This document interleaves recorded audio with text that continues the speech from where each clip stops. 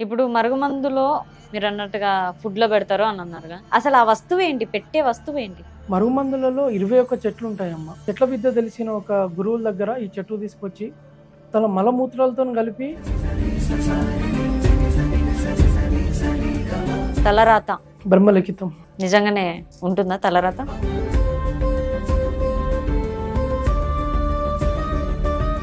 ఎవరైనా దీక్షలో ఉన్నప్పుడు ఫిజికల్‌గా ఉండొచ్చా? ఆ దీక్ష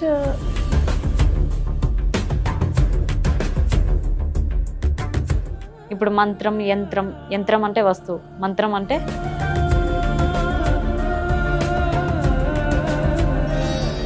వెల్కమ్ టు అవర్ ఛానల్. మనతో ఉన్న గెస్ట్ ఎవరనంటే దత్తశ్రీ గురుగారు ఉన్నారు. సో ఈ రోజుల్లో క్వెషన్స్ ఏంటంటే మరుగుమందు గురించి గాని ఇలా అనేక క్వెషన్స్ ఉన్నాయి. సో మన దగ్గర అయితే ఇప్పుడు కొన్ని క్వెషన్స్ అయితే ప్రిపేర్ చేసుకున్నాము. ఇంటర్వ్యూ స్టార్ట్ చేద్దాము. ఎలా ఉన్నారు స్వామీజీ? నమస్కారం అమ్మ. జై గురుదేవ దత్త. నేను చాలా బాగున్నాను తల్లి. ఇప్పుడు మీరు చేస్తున్న వర్క్ మొత్తం అనుకుంటే ఎక్కువగా మీకొచ్చే కస్టమర్స్ కానీ, మీకొచ్చే క్వెషన్స్ కానీ, మీకొచ్చే హెల్పింగ్స్ కానీ ఇలాంటివి ఏముంటాయి? గ్రహ దోషాలకు సంబంధించిన చాలా మంది కూడా బాధపడుతూ ఉంటారు. దాంట్లో ప్రథమంగా ఎక్కువ మంది స్త్రీ పురుషులు వాళ్ళ జీవితాన్ని సకల విధంగా నాశనం అయ్యేది ఈ మరుగుమందు అనే దానివల్ల చాలా నష్టపోతున్నారు.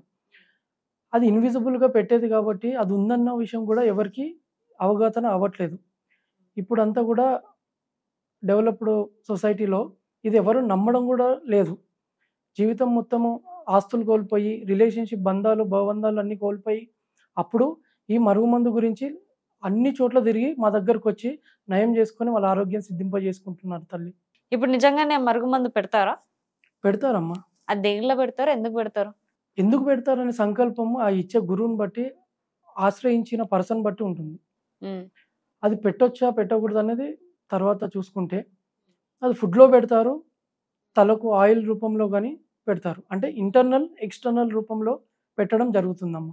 నేను చాలా వరకు ఇన్నది ఏంటంటే మందు పెట్టాక ఆ మనిషికి తెలియకపోతే ఒళ్ళంతా పాకిపోతుంది అని అంటారు. నెత్తికి కూడా ఎక్కింది అని అంటారు. ఎలా అవన్నీ ప్రాసెస్? తెలియకుండా ఒక 6 నెలలు దాటితే సింప్టమ్స్ మొదలవుతా ఉంటాయి. తలకు పెడితే తలనొప్పి రావడం, కడుపులో ఉంటే స్టమక్ పెయిన్ రావడం, ఆకలి ఇవ్వకపోవడం, వెయిట్ లాస్ అవ్వడం, ఎంత తిన్నా కూడా తనకు వంట పట్టకపోవడం అనేది ప్రథమంగా ఉండే సింప్టమ్స్. మనం ఇవన్నీ గమనించుకొని జాగ్రత్త పడాలి. దీని ద్వారా మనం మరుగుమందు ద్వారా చాలా మందికి అసలుకి ఇది అనేది ఒకటి ఉన్నదని కూడా చాలామంది తెలియకుండా అనారోగ్య బారిన పడుతున్నారు. ఇప్పుడు మరుగుమందులో ఆయిల్‌లో పెడతారు. మీరన్నట్టుగా ఫుడ్‌లో పెడతారు అని అన్నారుగా. అసలు ఏంటి ఆ ఇంగ్రీడియెంట్ ఏంటి? అసలు ఆ వస్తువేంటి? పెట్టే వస్తువేంటి? మరుగుమందులలో 21 చెట్లుంటాయమ్మ. ప్రథమంగా నా మాట వినాలి. వీడు నాకు వశం కావాలి. బిజినెస్ పార్ట్నర్ ఉన్నారు. వీడు నన్ను డబ్బులు అడగకూడదు. నేనేం చెప్పినా నా మాటకు, వాక్కుకి, మనసుకి, నా రూపంకి వాడు వశపడాలి అనే ఉద్దేశంతోని కొంతమంది గురువుల దగ్గర, చెట్ల విద్య తెలిసిన ఒక గురువుల దగ్గర ఈ చెట్టు తీసుకొచ్చి తన మలమూత్రాలతోని కలిపి ఫుడ్‌లో గాని, ఆయిల్ రూపంలో గాని పెట్టడం జరుగుతుంది తల్లి. తద్వారా తెలియకుండానే ఆ వ్యక్తి పైన మనకు ఇష్టం పెరుగుతుంది. అలా మనకు తెలియకుండానే వాళ్ళ పట్ల ఆలోచనలు 80% ఉంటుంది రోజు మొత్తంలో. ఇదంతా పెడతారు కరెక్టే. ఆయిల్‌లో పెడతారు, ఫుడ్‌లో పెడతారు అంటారు కదా. అసలు పెట్టేది ఏంటిది? ఆ ప్రోడక్ట్ ఏంటిది? ఏం కలుపుతారు? 21 చెట్లు తోటి ఏం కలుస్తుంది? చెట్లు ఒక పౌడర్ తల్లి. అది వశీకరణం శక్తి. మర్ల మాతంగి అనే చెట్టు విన్నారా ఎప్పుడైనా? లేదు. మర్ల మాతంగి అంటే మన సైడు వశీకరణం అయ్యే చెట్టు పేరు మర్ల మాతంగి. అలా ఒకటే పెడితే సైడ్ ఎఫెక్ట్స్ వస్తుంది, తొందరగా తెలుసుకుంటారని చెప్పేసి చనిపోయే ప్రమాదం కూడా ఎక్కువ శాతం ఉంటుంది. ఆ ఒక చెట్టు కాకుండా సిద్ధ గురువులు ఏం చేస్తారు, సైడ్ ఎఫెక్ట్స్ రాకుండా ఒక ఆరోగ్యకరమైన చెట్లను కూడా 3, 4 కలిపి దాన్ని లేహంగా గాని, పౌడర్‌గా గాని ఎండబెట్టి అది జనాలకు కొంత డబ్బుకి కుల వృత్తి పరంగా ఇస్తారు. అందరూ ఇవ్వడానికి అది వీల్లేదు, రాదు కూడా. మరి ఎలాంటి వ్యక్తులు ఇస్తారు ఇది? ఆ చెట్ల విద్య ఒక తెలిసిన వాళ్ళు తరతరాలు వాళ్ళ తాత ముత్తాతల నుంచి వచ్చిన విద్య నుంచి గ్రహించిన వాళ్ళు మాత్రమే ఇవ్వడానికి సాధ్యపడుతుంది.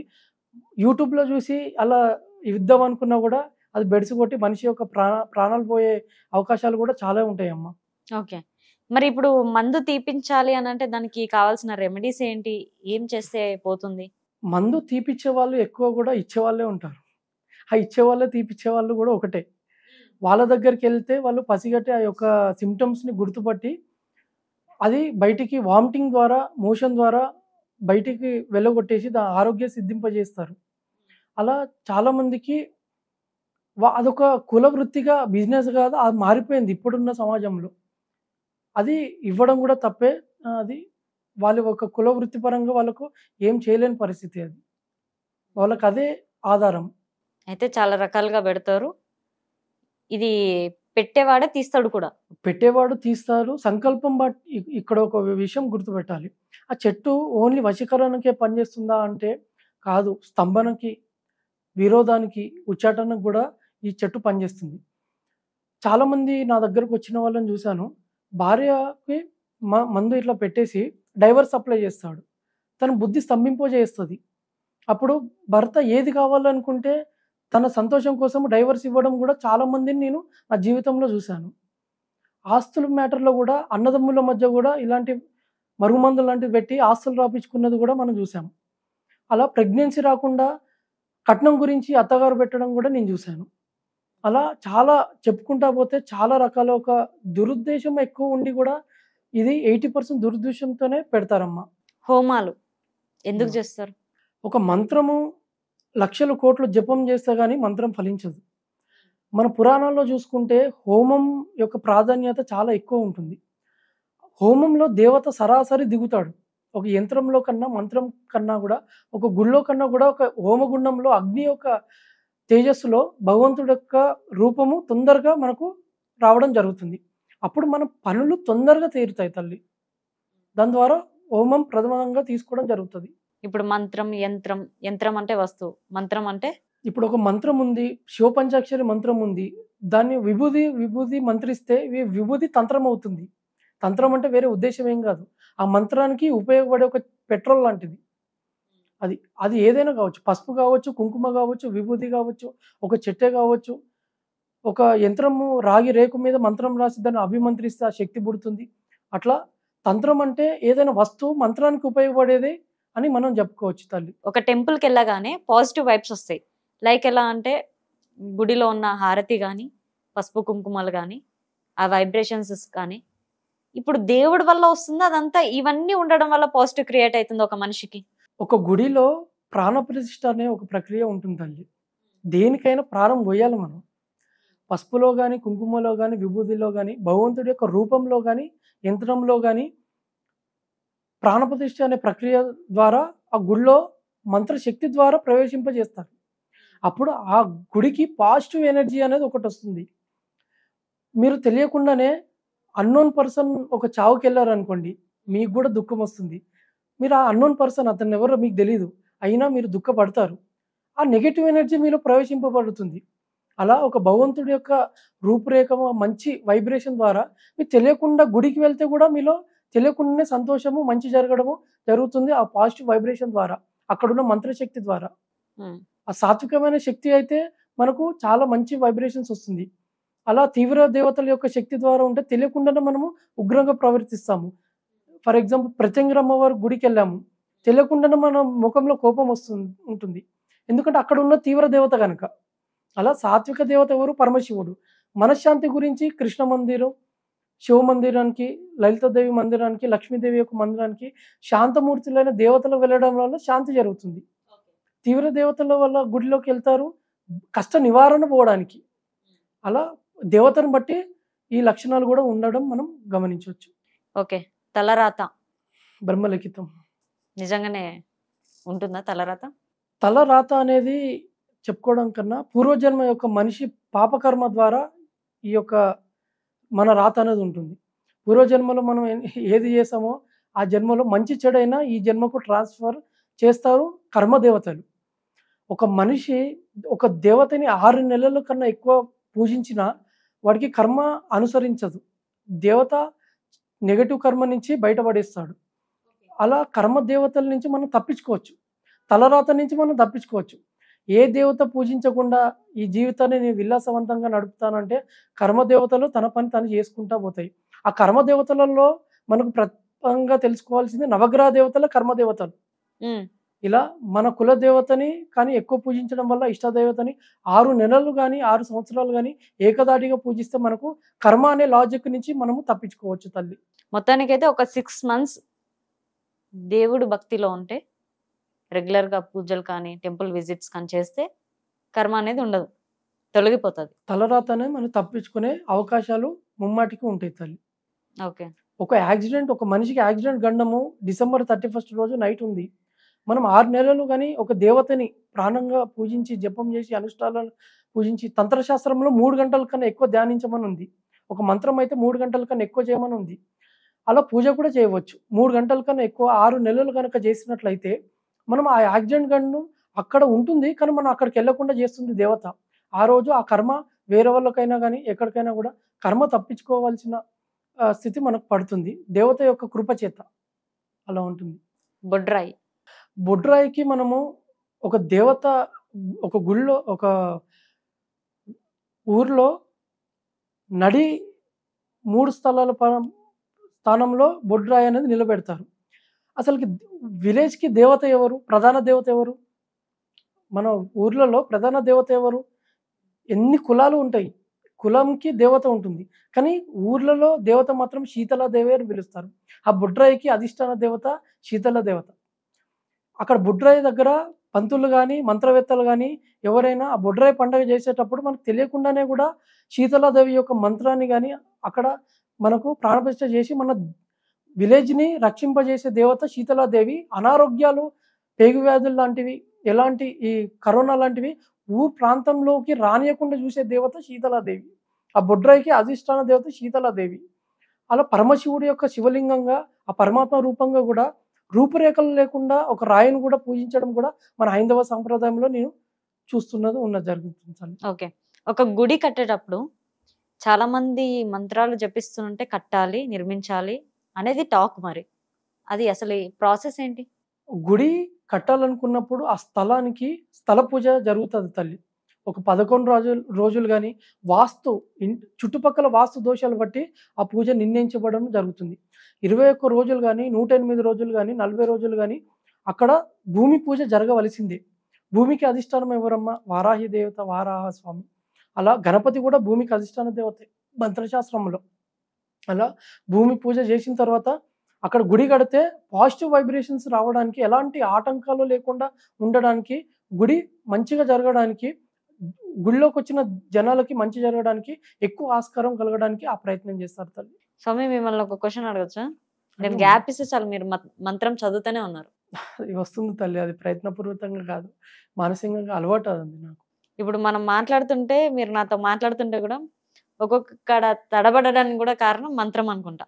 తడబడ్డం అనేది ఏం లేదమ్మా, తెలిసిందే చెప్తాం, కానీ మంత్రం అనేది నాకు అలవాటైన విషయమే. ఎందుకు అలా రెగ్యులర్ గా మనం 1,28,00,000 జపం చేసిన తర్వాత ఆటోమేటిక్ గా నాకు దత్తాత్రేయ స్వామి యొక్క మంత్రం మానసికంగా చేయడం అలవాటైంది. అది అలాగే ఇప్పటికీ సాగుతుంది తల్లి. తిన్నా, పడుకున్నా, కూర్చున్నా ఆ భక్త ప్రహ్లాద ఏ విధంగా అయితే చెప్పారో అంత మహనీయులు మనం కాకపోవచ్చు, కానీ ఉన్న 12 గంటలలో మేల్కువలో ఉంటాం కదా, అందులో 6 గంటలైనా భగవంతుని స్మరించాలి ఈ మానసికంగానే సంకల్పంతో నాకు ఇలా అలవాటు చేసుకున్నాను తల్లి. అది నా గురు యొక్క కృప, దేవత యొక్క కృప తల్లి. ఓకే. ఇప్పుడు పెళ్లి చేయడానికి అబ్బాయి నక్షత్రాలు కానీ అమ్మాయి నక్షత్రం కానీ ఇలా సింక్ అయ్యి ఉందా లేదా చూసి చేస్తారు. చాలా వరకు జరుగుతుంది ఏంటంటే, మరి అంత మంచిగా చూసి చేసినా కూడా డివోర్స్ ఎందుకు జరుగుతుంది? వరువుల యొక్క జన్మ నక్షత్రాలని చూసేది ఎవరు? క్వశ్చన్ వేసుకోవాలి. మీరు ఎవరి దగ్గర వెళ్ళి చూపించుకుంటున్నారు? ఒక మంత్రవేత్త, దివ్యదృష్టి ఉన్న వ్యక్తి, మహాదేవతని ఉపాసించిన దేవతల దగ్గర, ఉపాసకుని దగ్గరికి వెళ్ళి జాతకాలు చూపించుకుంటే వాడు ఒక వాక్కు తప్పుపోదు. ఏదో దొరుకుతుంది కదని 50 రూపాయలు 2 రూపాయలు పంతుల దగ్గరికి వేసి, అంటే మిడిమిడి జ్ఞానం ఉన్న వాళ్ళ దగ్గరికి వెళ్ళేసి ఆ జన్మ నక్షత్రం ఒక స్థితిగతులు ఉచ్ఛ్వాస నిశ్వాసలాగా మీడియం, హై, లో అని ఉంటుంది. మీడియం ఉంటే భార్యాభర్తలు నార్మల్గా ఉంటారు, అది లో ఉంటే మాత్రం విడాకులు అయ్యే అవకాశాలు ఎక్కువ ఉంటాయి.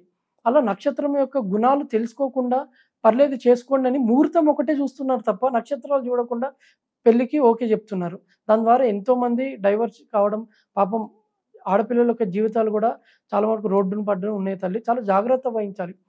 గాయత్రి ఉపాసకులు చాలా మటుకు ఒక వాక్కు చాలా శుద్ధిగా ఉంటుంది అమ్మా. అలా మనం చూసుకొని జాగ్రత్త పడడం, మనం జాబ్ అది. మనం జాగ్రత్త పడ్డాం. ఇప్పుడు చాలా వరకు ఏంటంటే అందరు నమ్మేది ఏంది, మనం ఏదనుకుంటే అది జరుగుతుంది, మన థింకింగ్ బట్టే మనం నడుస్తాము అని. మరి పైనుండే దేవుడు నడిపిస్తాడా, లేదంటే మనం నడిస్తే మనం అవుతామా? మన ఆలోచనలే మన జీవితం అమ్మ. వాస్తవానికి చెప్పాలంటే మన ఆలోచనలు ఎలాగున్నాయి, మంచి ఆలోచనలు ఉంటే మంచి నడవడిక ఉంటుంది, చెడు ఆలోచనలు ఉంటే చెడు దారి పడతారు. ఫైనల్గా రిజల్ట్ నీ ఆలోచనలు బట్టి మన జీవితం ఉంటుంది.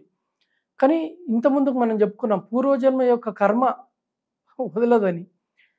పూర్వజన్మ యొక్క దానాలు ధర్మాలు మంత్ర సాధనలు ఒక దేవతకు వశపడి ఉండడం వల్ల వచ్చే జన్మ వాడికి మంచి ఆలోచనలు కలగంపజేస్తుంది దేవత. తన భక్తుని నమ్ముకున్న భక్తునికి చెడ్డ పేరు తేవాలని ఏ దేవత ఏ కన్న తల్లి కూడా అనుకోదు. దేవత కన్న తల్లితో సమానం. అలా ఏ దేవత కూడా అట్లా అనుకోదు. వాళ్ళ కర్మను బట్టి, ఆ దేవత యొక్క లక్షణం బట్టి, పూర్వజన్మ సుకృతం బట్టి, వాళ్ళ యొక్క ఆలోచనల స్థితిగతులు బట్టి ఈ జన్మలో ఇలాంటి ఆలోచనలు మీద జీవితం ఆధారపడి ఉంటుంది. స్వామి, ఈ మధ్య ఏంటంటే రంభ ఊర్వశి మేనక అంటే కొద్దిగా నెగిటివ్ మాట్లాడుతున్నారు, కొద్దిగా పాజిటివ్ మాట్లాడుతున్నారు. అసలు వాళ్ళు ఎవరు? రంభ ఊర్వశి మేనకలందరూ స్వర్గ దేవతలు. వీళ్ళందరూ కూడా దేవత యొక్క ఆధీనంలో, దేవేంద్రుడి యొక్క ఆధీనంలో వాళ్ళను ఉంచబడ్డది. నార్మల్ జనాలకు వాళ్ళతో సంబంధం లేదు. కానీ ఒక మంత్రవేత్త దేవతని, పరమశివుని కానీ మహాదేవతల్ని ఉపాసించడానికి ప్రయత్నించినప్పుడు రంభ దేనికి అంటారు, సౌందర్యానికి రంభ. ఆ సౌందర్య యొక్క శక్తిని ఆ జప హోమాలు చేసేవాడిని డిస్టర్బ్ చేయడానికి, వాని తపశక్తిని భంగం చేయడానికి, వాని యొక్క వజ్ర సంకల్పాన్ని టెస్ట్ చేయడానికి వస్తుంది తను. కానీ ఆ రేంజ్లో తపశక్తి ఈ లోకంలో ఎవరు చేస్తున్నారమ్మా? ఎవరు చేయడం లేదు. ఒక 11 సోమవారాలు చేయగానే అందరికీ చెప్పుకుంటారు. అంత తీవ్రత ఎవరిలో ఇప్పట్లో సిద్ధ పురుషులు చాలా తక్కువ అని చెప్పుకోవాలి తల్లి. ఎవరైనా దీక్షలో ఉన్నప్పుడు ఫిజికల్ గా ఉండొచ్చా? ఆ దీక్ష ఏ దీక్షలైనా కూడా ఫిజికల్ గా ఉండడం అనేది అధర్మము, తప్పు కూడా. అంటే ఈ రోజుల్లో కొన్ని దీక్షల వల్ల వాళ్ళు దీక్షలో ఉండి కూడా తప్పులు చేస్తున్నారు కదా, వాళ్ళకి ఏమన్నా ఉంటుందా పరిష్కారం? భగవంతునితో పెట్టుకుంటే ఎవరైనా కూడా కర్మ అనుభవించాల్సింది. దీక్ష అనే పేరుతో తప్పులు చేయడం వల్ల తొందరగా పతనానికి చేరువలో అవుతారు. పిడుగు ఎలాగైతే దహనిస్తుందో అలా అధర్మ కామం, దీక్ష అనే పేరుతో అధర్మ కామం చేసిన, మోసాలు చేసిన తొందరగా కలి యొక్క దేవతలు, కర్మ దేవతలు తప్పనిసరిగా చూపిస్తారు. అది కూడా ఎప్పుడు జరుగుతుందంటే దేవత పేరుతో మనం ఏదో ఒక సిద్ధక్షేత్రానికి వెళ్ళడం జరుగుతుంది. అక్కడున్న సిద్ధ గురువుల యొక్క, మహాదేవతల యొక్క కృప తీసుకొని వీళ్ళు పనిష్మెంట్ మనకి ఇస్తారు. మనిషికి ఎన్ని జన్మలు ఉంటాయి?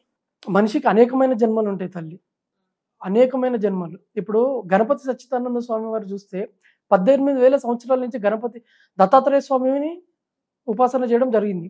మరి ఆయన ఎన్ని జన్మలు ఎత్తి ఆ సాధన చేస్తున్నారు? ఆయన ఇప్పుడు సిద్ధ పురుషులుగా మన ముందు ఉన్నారు. అలా మానవ యొక్క జన్మ కోట్లలో ఉంటాయి తల్లి. మానవుగా ఇది నాది 2వ జన్మ. మీది 2వ జన్మ. మీకెలా తెలుసు 2వ జన్మ అని? గానగాపూర్ యొక్క దత్తాత్రేయ స్వామి యొక్క కృప చేత, కుర్తాలం సిద్ధేశ్వరానంద భారతీ స్వామి అనుగ్రహం చేత, దత్తాత్రేయ స్వామి యొక్క మంత్ర ఉపాసన బలం చేత నాకు స్వప్న దేవత సాక్షాత్కరించి చెప్పిన విషయం ఇది. పోయిన జన్మలో ఏం చేశారు? భద్రాచలంలో పూజారిగా ఆంజనేయ స్వామి యొక్క ముందు పంతులుగా పనిచేసేవాడిని తల్లి. సేమ్ ఇట్లనే రూపురేఖలతోటి పుట్టారా, లేదంటే? అప్పుడు చాలా అందంగా ఉండే తల్లి, ఇప్పుడు పోయిన జన్మలో అందంగా ఉండే, ఇప్పుడు లేరు. అంటే మీకెలా తెలుసు? అది దత్తాత్రేయ స్వామి యొక్క కృప చేత, సిద్ధ గురువుల యొక్క కృప చేతనే నాకు ధ్యానంలో తెలిసింది తల్లి. ఇది నాదే కాదు, నా పూర్వజన్మలో ఇప్పుడు నన్ను పెళ్లి చేసుకున్న నా భార్య కూడా నా పూర్వజన్మ భార్య అని. మీకు మ్యారేజ్ కూడా అయిందా? అయింది తల్లి. ఏం చేస్తే తెలుస్తుంది? అదే నేను ఉపాసించిన దత్తాత్రేయ స్వామి యొక్క కృప చేత నేను తెలుసుకోవడం జరిగింది. ఎవరైనా తెలుసుకోవాలంటే మహనీయుల చేత మంత్రం ఉపదేశం పొంది కోట్లలో. ఇప్పుడు మీరు మొత్తానికి మీది 2వ జన్మ. ఫస్ట్ జన్మలో అయితే పూజారిగా ఉన్నారు. ఇదంతా పక్కన పెడితే మీరు దీనిలో ఉన్నందుకు మీ ఫ్యామిలీస్ గురించి కానీ, మీ గురించి కానీ మొత్తం మీరు తెలుసుకుంది ఏంటి? నా ఫ్యామిలీ గురించి దత్తాత్రేయ స్వామి తనంతట తాను చూపిస్తే కానీ నాకు తెలియదు తల్లి. ఇటీవలే మా నాన్నగారు శరీరం విడిచిపెట్టి సంవత్సరం అయింది. అప్పుడు నేను చాలా బాధలో ఉన్నప్పుడు దత్తాత్రేయ స్వామి వారు నేను చేసిన పూజలకు కానీ, నేను చేసిన జపాలకు కానీ, నేను గానగాపూర్ క్షేత్రంలో నేను చేసిన అర్చనలకు కానీ దత్తాత్రేయ స్వామి యొక్క కృప చేత మా నాన్నగారు 7,000 సంవత్సరాలు స్వర్గాన్ని పోవడం జరిగింది.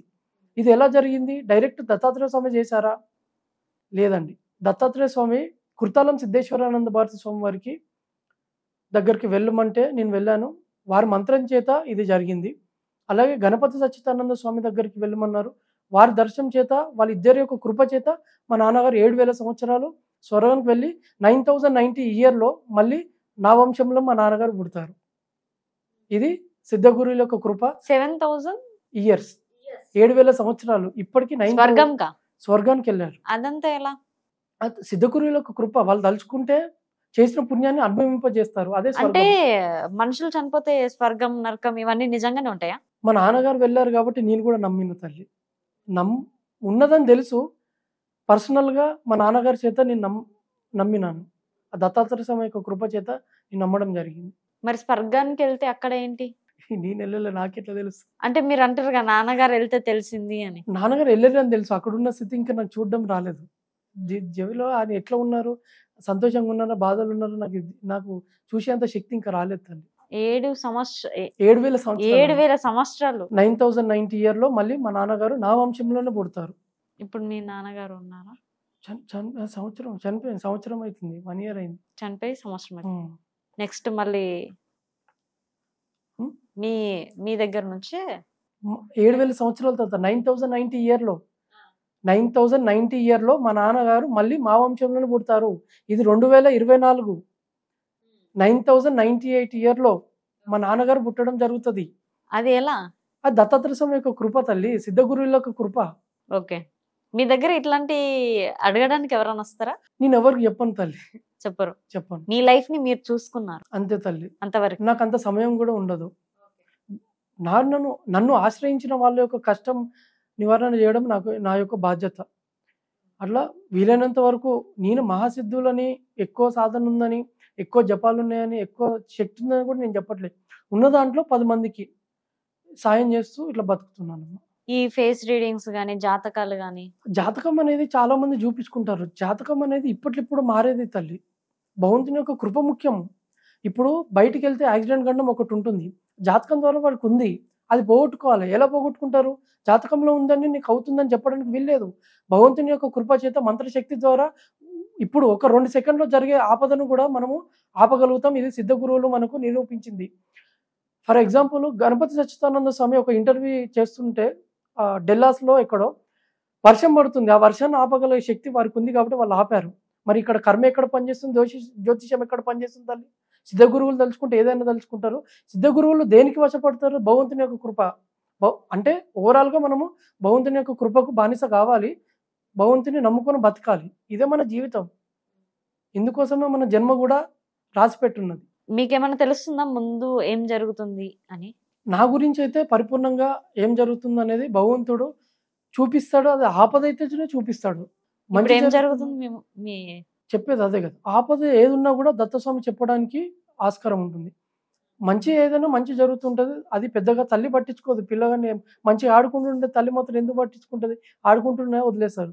మనకు దెబ్బ తగలబోతుంది, ఒక కారుకి అడ్డం పోతున్నాడు, బైక్ అడ్డం పోతున్నాడు అంటే తల్లి ఎక్కడున్నా కూడా అడ్డుపడడానికి ప్రయత్నిస్తుంది. అలాగే సాధనలో మన భగవంతుడు మళ్ళీ నిత్య రక్షణగా ఉండడానికి ప్రయత్నిస్తాడు. అన్ని వేళల్లో కాకపోవచ్చు, మనం దేవతకు ఎంత దగ్గర ఉంటే మన దేవుడు మనల్ని అంత దగ్గరగా చూస్తాడు. ఇది గుర్తుపెట్టుకోవాలి.